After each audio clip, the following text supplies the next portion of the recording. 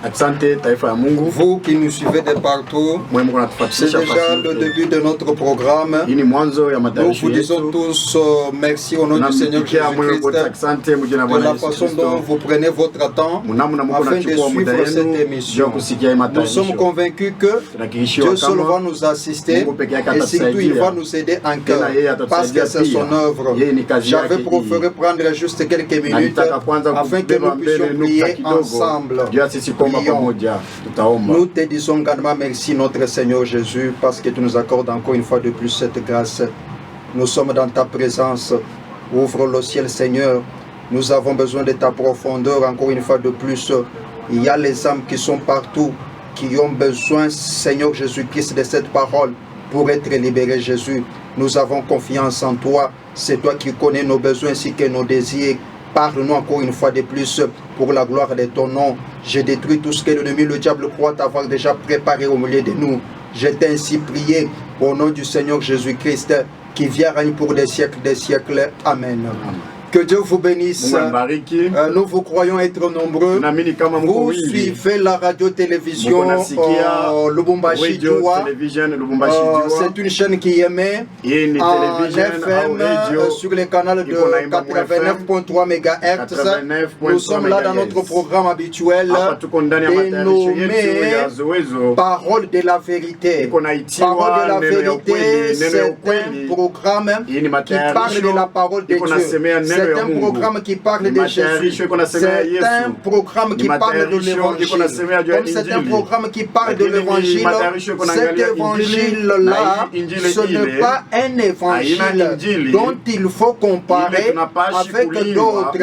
Vous savez, quand on parle de l'évangile de la vérité, de la parole de la vérité, cet évangile de votre salut, c'est-à-dire, il y a aussi quelque part l'évangile qui n'est pas aussi de la vérité.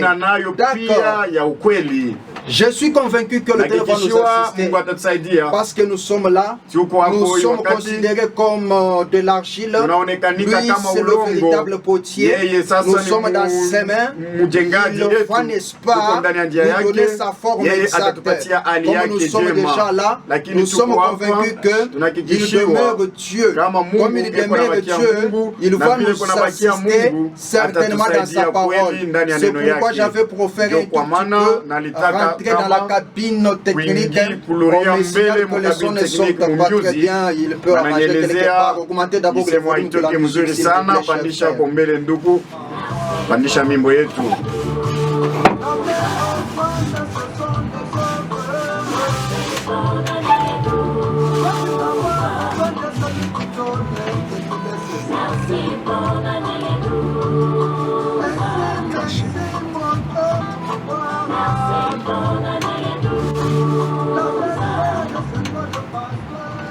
Merci beaucoup. C'était une petite pause là qui était indépendamment notre volonté. Il y avait quelque chose qui crachait, n'est-ce pas? C'est pourquoi on devait rentrer à la cabine technique afin que notre technicien puisse un peu nous aider.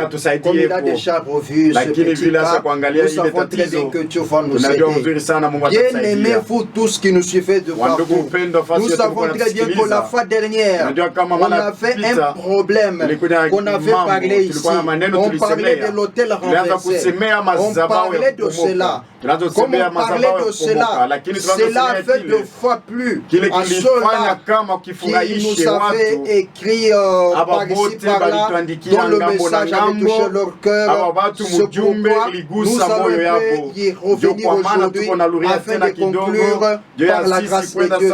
Si Dieu va nous le permettre, nous savons très bien que nous allons conclure ces sujets-là aujourd'hui parce que nous sommes en train de marcher de la manière dont Dieu est en train de nous le communiquer. Vous savez très bien, quand Dieu est en train de nous parler, il vise quelque chose. Je crois vous l'avoir déjà dit. Comme Dieu nous a déjà parlé, nous sommes convaincus qu'il a quelque chose de fois aujourd'hui. Je vous ai toujours dit que cet évangile est transformé presque partout. C'est-à-dire, à la place de la vie de l'homme, on est en train de réclamer autre chose que ça. Et pourtant, Ce que Dieu veut, ce n'est pas votre argent, ce n'est pas tout ce que vous pouvez lui donner, mais Dieu veut votre vie. C'est ça même l'autel, c'est ça même ce que le Saint-Esprit nous avait parlé la fois dernière, tout en nous disant que nous devons faire de telle manière que l'autel soit bien préparé à recevoir l'offrande. Vous savez, quand vous allez devant l'Éternel votre Dieu, avec vos besoins là étaient classés comme étant l'offrande. Maintenant, cette offrande-là, vous n'allez pas l'offrir n'importe où. Vous devez la placer sur un autel. Maintenant, l'autel sur lequel vous allez mettre l'offrande, nous vous avons dit que c'est votre vie. Remarquez ce qui était arrivé en Israël. Quand les prophètes de Baal s'étaient levés afin de pouvoir offrir, ils n'avaient pas tenu compte d'aucune condition. Eux étaient là. Quand ils sont arrivés, ils nous ont vu que comme nous avons déjà l'offrande, bien aimé, n'oubliez pas que la même offrande qu'avait Élie, c'était aussi la même qu'avaient aussi les prophètes de Baal. Et tous devraient offrir les taureaux. Maintenant les taureaux, aujourd'hui c'est toi, les taureaux c'est moi, parce qu'on doit nous présenter devant Dieu. Maintenant Dieu nous dit que nous allons jouer une double fonction. La première c'est laquelle? C'est notre vie. La deuxième c'est laquelle? C'est nos besoins que nous avons à présenter devant l'Éternel. Alors il faut tourner quand même pour l'épauler. Nous allons petit à petit. Vous me suivez très bien. Maintenant vous avez une double fonction. On ne vous trompe pas que l'autel c'est cela. L'autel ce n'est pas ton pasteur. L'autel ce n'est pas l'église qui est construite en briques, en tôle, en bois, en tente, ou soit en n'importe quoi. L'autel c'est ta vie. Parce que toi seul là, tu es le temple de Dieu. Prenez seulement Hébreux chapitre 3. Là où Paul dit que vous êtes la maison de Dieu, c'est vous. Là c'est l'apôtre Paul qui est en train de le dire. Comme vous êtes la maison de Dieu, on ne vous trompe pas qu'il y a une autre maison de Dieu à part toi l'être humain. Parce que la maison de Dieu, j'aimerais un peu récapituler un petit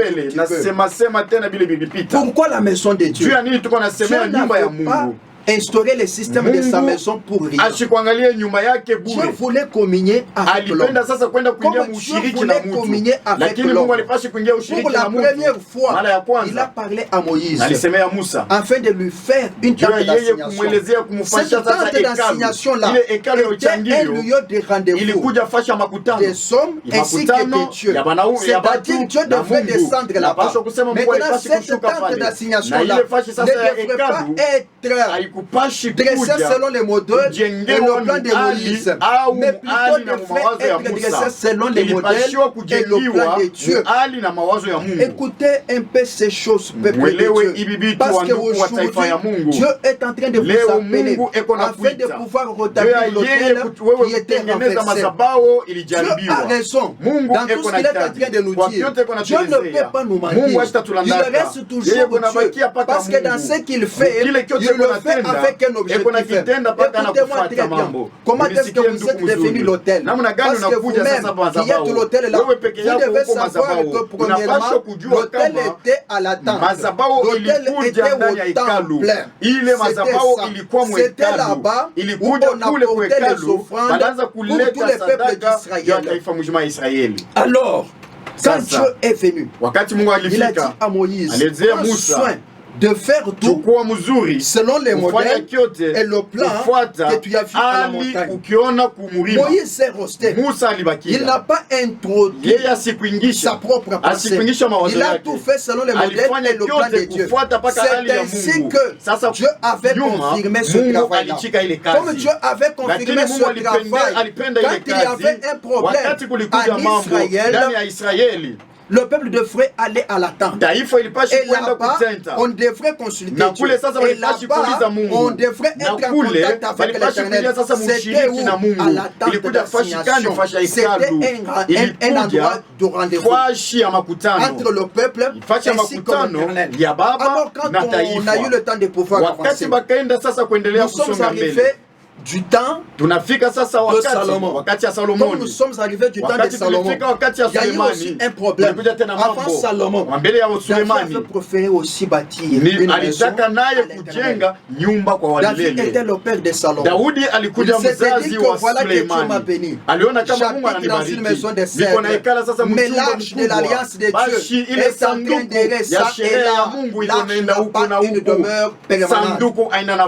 Je vais construire une maison à l'Éternel. Le moment que David s'était levé afin de construire la maison à l'Éternel, Dieu l'avait défendu de faire cela. Il avait dit à David, arrête David, toi tes mains sont sanguinolentes. C'est celui qui sortira de toi qui va me construire une maison. Et j'affermirai son règne pour toujours. Cela c'est Dieu qui est en train de le dire. Comme c'est Dieu qui était en train de le dire, c'est-à-dire Dieu était en train d'avancer. Dieu était en train d'avancer. Comme Dieu était en train d'avancer, David n'avait pas eu le temps de pouvoir faire cela. Il a fait arrêter. C'était maintenant qui? C'était maintenant Salomon qui devrait sortir de David, qui devrait construire les temples pour l'Éternel Dieu. Comme Salomon était là. C'était le même fils. C'était le type du fils dont l'Éternel avait dit à David que c'est celui qui va sortir de toi qui va construire une maison. Et j'affermirai son règne pour toujours. Quand il est arrivé, nous savons une chose. Il y a eu un problème. Maintenant le problème là c'était le règne de Salomon avait